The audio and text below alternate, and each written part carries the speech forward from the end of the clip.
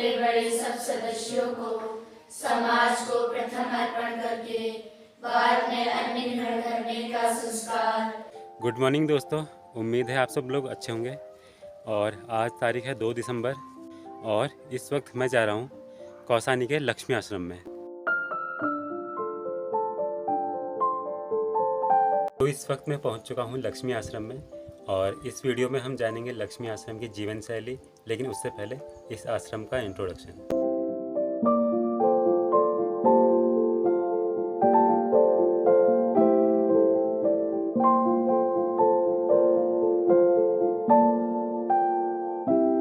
इस आश्रम की फाउंडर मिस कैथरीन उर्फ सरला बहन थी।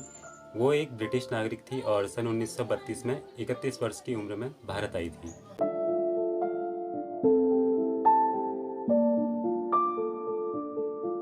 मिस कैथरीन जब भारत पहुंची थी तो उन्होंने उदयपुर के एक ट्रस्ट में 5 वर्षों तक काम किया था।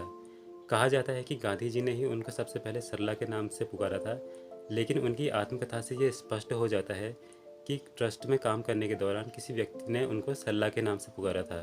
तब से मिस कैथरीन सरला बन गई।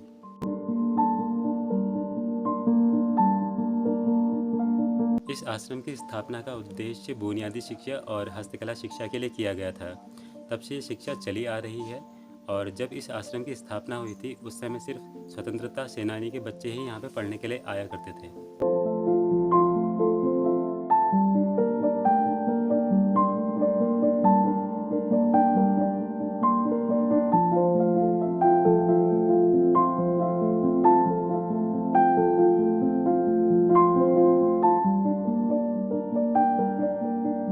सरला बहन परिवार जागरूकता की समर्थक रही और उन्होंने इस पे काफ़ी काम भी किया। उनकी लिखी किताब हिंदी में है संरक्षण या विनाश और अंग्रेजी में है रिवाइव आवर डाइंग प्लैनेट को काफ़ी सपोर्ट किया गया।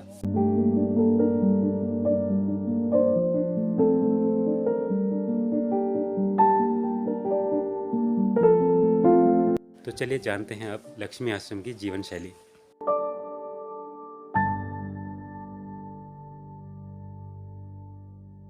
तो सबसे पहले बात करते हैं यहाँ की एजुकेशन के बारे में। लक्ष्मी आश्रम लड़कियों के एजुकेशन के लिए स्कूलिंग भी करती है और ये वही सब्जेक्ट होते हैं जो बाकी सरकारी और प्राइवेट स्कूलों में होते हैं।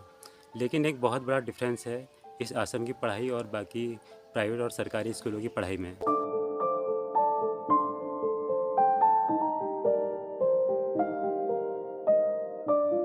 जहाँ सरकारी और प्राइवेट स्कूलों में 4-5 घंटों की पढ़ाई के बाद बच्चे घर चले जाते हैं, वहीं यहाँ के बच्चों की शिक्षा एकदम गुरुकुल जैसी होती है, जिसमें बच्चों का विकास शारीरिक, मानसिक और भावनात्मक तीनों तरीके से किया जाता है।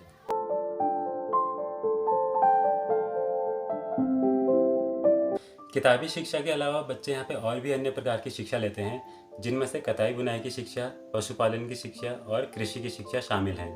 अभी मैं जिनके साथ हूँ उनका नाम है रेखा पांडे और ये कताई बुनाई के टीचर हैं। अच्छा दीदी, ये जो जितने भी आपने यहाँ पे प्रोडक्ट्स बनाए हुए हैं, चाहे वो हर्ब्स हैं, चाहे वो ऊनी कपड़े हैं या फिर किताबें हैं, तो उनके लिए तो उनको बेचने का प्रोसेस क्या रहता है? हाँ, हमारा कोई ऐसा खास मकसद तो नहीं है कि इसे बेच के हमें ये आमदनी हो वो हो। हम तो सिर्फ बच्चों को यहाँ सिखाते हैं। बच्चों को सिखाते हैं, उसके बाद हमारे से जो भी कुछ बन पाता है वो एक छोटा स्टोर रूम हमने ये बना रखा है। अच्छा। जहाँ पे हम इन सामानों को रखते हैं। उसके बावजूद जैसे जो कोई भी लक्ष्मी आश्रम घूमने आता है, जिसे यहाँ अच्छा लगता है, हम कहीं जाते नहीं हैं इन्हें बेचने के लिए, तो जो यहाँ आता है जिसे कुछ अच्छा लगता है तो इसी माध्यम से हमारा बिक जाता है।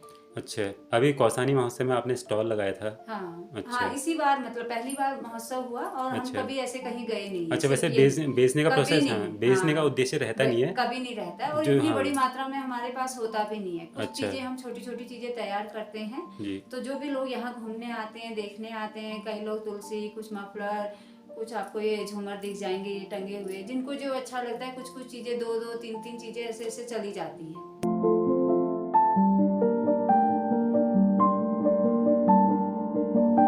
तो सिलाई कताई के बाद अब मैं आ चुका हूँ लक्ष्मी आश्रम के गौशाला में और मेरे पीछे पूरी गौशाला है।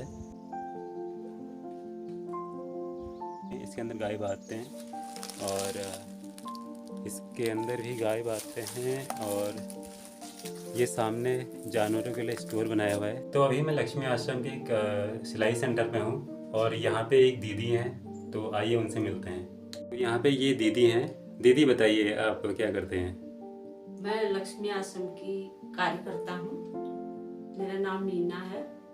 मैं यहाँ छात्रावास भी संभालती हूँ और सिलाई का काम भी करती हूँ। यहाँ बच्चों को हम खादी के कपड़े देते हैं आश्रम की ओर से। साल भर में कभी 2 जोड़ी कभी 3 जोड़ी विद्यार्थियों को, और यहाँ यहीं सिले जाते हैं और यहाँ के कपड़े बाहर नहीं सिलते हैं।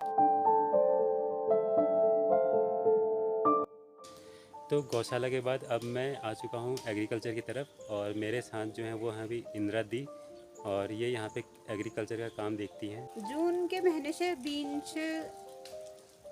बीन्स बैगन ऐसी सब्जियां उगती है, टमाटर, बहुत सी सब्जियां होती हैं। तो यहाँ पे अभी जो खेती कर रहे हैं वो मटर की खेती है, और ये मटर के पौधे उगाए हैं।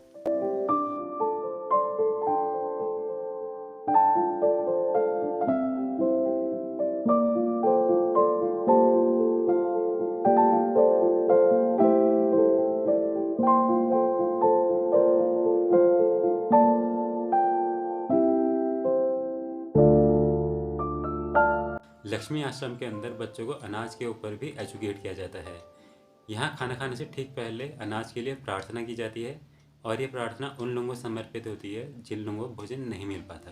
इस बात में संतोष है कि आश्रम के छोटे बड़े सब सदस्यों को समाज को प्रथम अर्पण करके बाद में अन्न ग्रहण करने का संस्कार अनायास प्रतिदिन प्राप्त हो रहा है।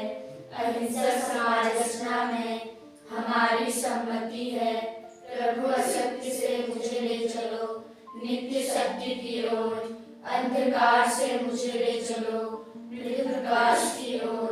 प्रभु विनाश से मुझे ले चलो, नव विकास की ओर। विश्व शांति का प्रतीक है, भिक्षा नहीं दीक्षा है। अहिंसक क्रांति की सम्मति है, विश्व शांति का बीज है। सहना भवतु सहनो भुनक्तु सह वीर्यं करवावहै तेजस्विनावधीतमस्तु मा विद्विषावहै। ओम शांति शांति शांति। लक्ष्मी आश्रम एक विशेष प्रकार की एक्टिविटी करता है, जहाँ सर्वोदय पात्र मतलब एक प्रकार का बर्तन जिस पे ये लोग खाना खाने से ठीक पहले उस पे 4 मुट्ठी अनाज के डाल देते हैं, और बाद में वही अनाज यहाँ का मैस खरीद लेता है, और उस पैसे को ये आश्रम उन लोगों को दान कर देता है जिन लोगों को भोजन नहीं मिल पाता।